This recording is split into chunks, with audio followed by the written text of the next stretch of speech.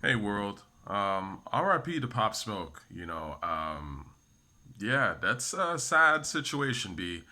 Um, and surprising in some way because obviously it came out of nowhere, but it probably didn't come out of nowhere. Knowing hip hop, yeah, man, he was on the rise. I always thought that he was probably of the last year of the best new rapper of the last year. I thought his Meet the Woo one had some joints on there, noticeable joints.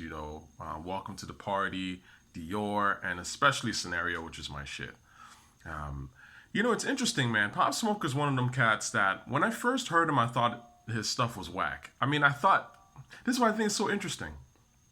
So I remember kind of when Welcome to the Party dropped, and I want to say that it had like when I saw it, maybe like 20,000 views or something like that. So this is well before it really, went out of here. And I heard it and I was just kind of like, oh, this is whack. Um, the beat was interesting. I thought the beat was kind of dope, but I wasn't really feeling the dude's voice. I just thought that there was something sort of goofy about it and I just wasn't sure. Um, and it was very much in the vein of what I now call typical Brooklyn snitch rap. Kashi 6ix9ine and um, Bobby Shmurda. Just that whole like, yo, we here, we got the guns out, we're doing a little dance, whatever, and it's like, you're gonna get locked up pretty soon. So that was how I kind of looked at it. But I have to say that like with Pop Smoke, it was one of those things where I would go to like every now and then I would hear the song. But what I think is really interesting is I'd be out here. I'm in Brooklyn. You know what I mean? So I would hear it like in Times Square.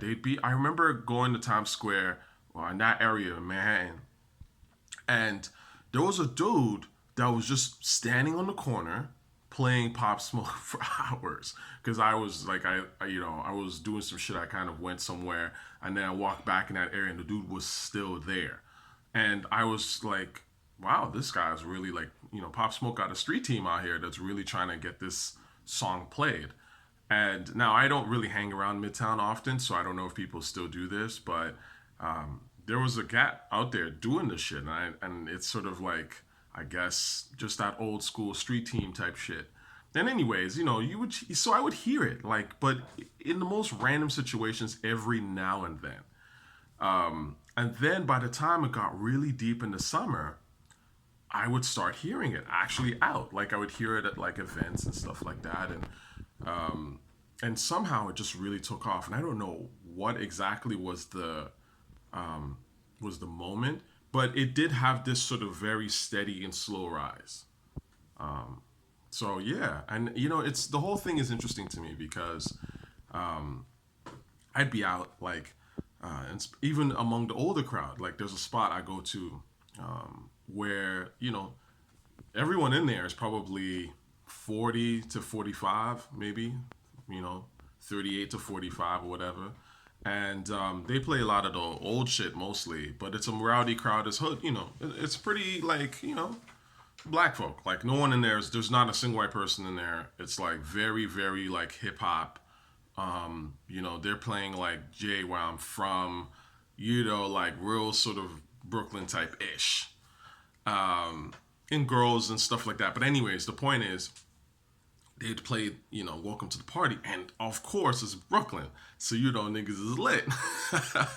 And I was like, okay, son is out of here. He's really, he's starting to really pick up some steam, and I didn't really expect much from him. But then when he came out with Meet the Woo, the first one, um, that's when I started to see the potential. I thought that he had something, Clearly, Dior was dope, and Scenario. That was the one, man. I heard that shit and I was just like, oh, this is the dude. Like, he's really got something. And as you can go back to my previous video, you'll see I ranked him as, I think, number three or something of the best rappers of 2019, something like that. So, yeah, he had something, man. Scenario is gorgeous, man. That's a hard ass beat.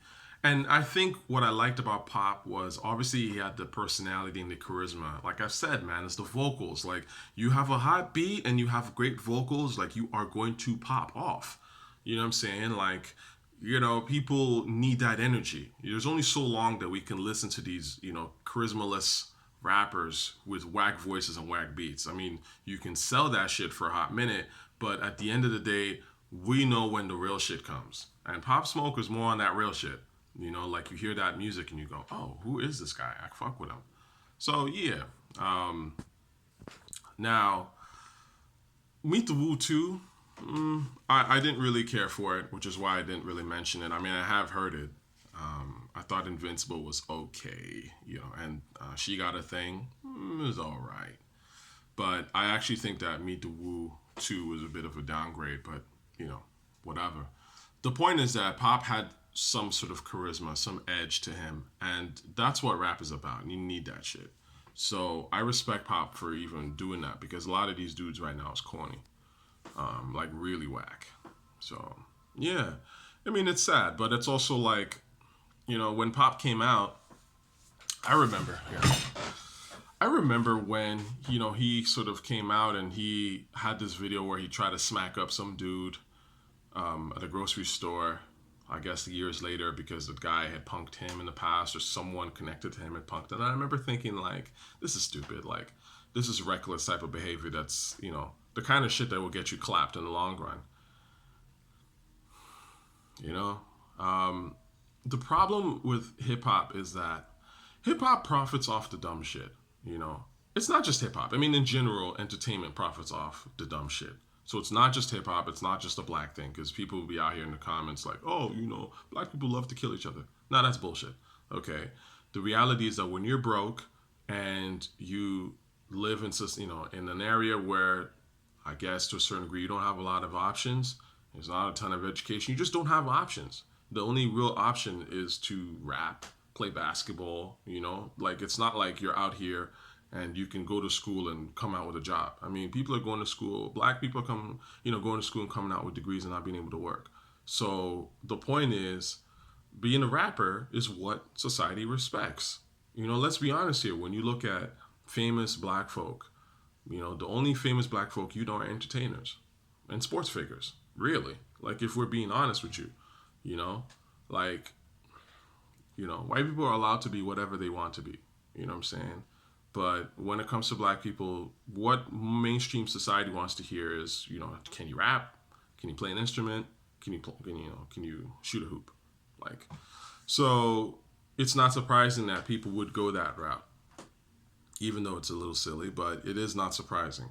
And then on top of that, when you have a game that sort of expects you to really give into the antics and play up the antics and all that stuff and clout chase, then you're going to get people clout chasing all the time and it's going to lead to violence. I mean, that's just how these things go.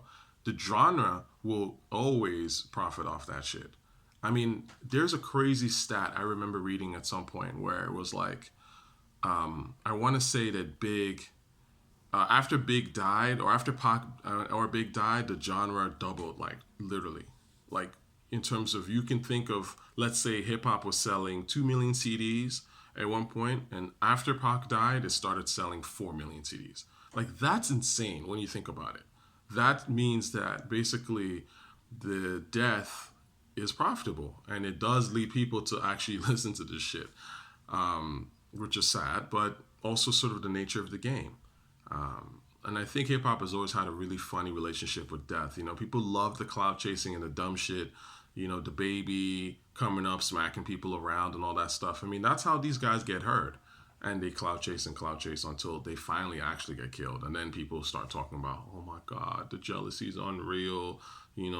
Feed the children and fuck out of here. All that stuff's stupid, man. Like, if you're one of them cats that likes the dumb shit, then, don't be out here like crying, or fake crying when something like this goes down, because at the end of the day, you're helping to contribute to this dumb shit. I mean, that's just what it is, So I look, I think that there's ways to do this stuff where you don't have to necessarily come out here, screaming gang signs and stuff like that. Look, Pop Smoke, I like the dude, but he was on some gang shit. I mean, that's what his whole MO was. And, you know, what's the camera online? Niggas get killed every day, B, or some shit. Like, I mean, how sad is it really? You know, if you out here really saying, yo, I'm gangsta, I'm this, I'm that, this is the kind of shit that comes with gang life. You could be at home and then just get robbed and killed. Like, you know, am I really supposed to shed tears over it? What, you going, it's not going to happen to you because you're a rapper? Fuck out of here. So, anyway, RIP regardless. And hopefully we can get another new cat that has that sort of like bravado and charisma and voice and really smart production. That doesn't have to clout chase and doesn't have to do dumb shit and doesn't have to appeal to the, basest of instincts. Yeah, hope so, man. I thought, his sound in terms of, rocking on some of that UK shit was smart. But again, he's a Rocky fan. I think he's even said it. Like, his aesthetic, even sort of that charisma and stylish bravado and shit like that, and rocking over some different shit. And he's a Rocky fan. I mean, that's what, good rappers do. They inspire other good rappers. And I think Pop was decent. He was formulaic, he was one dimensional, but the lane that he chose, he was pretty decent at it. So yeah, man, R.I.P. and till next time.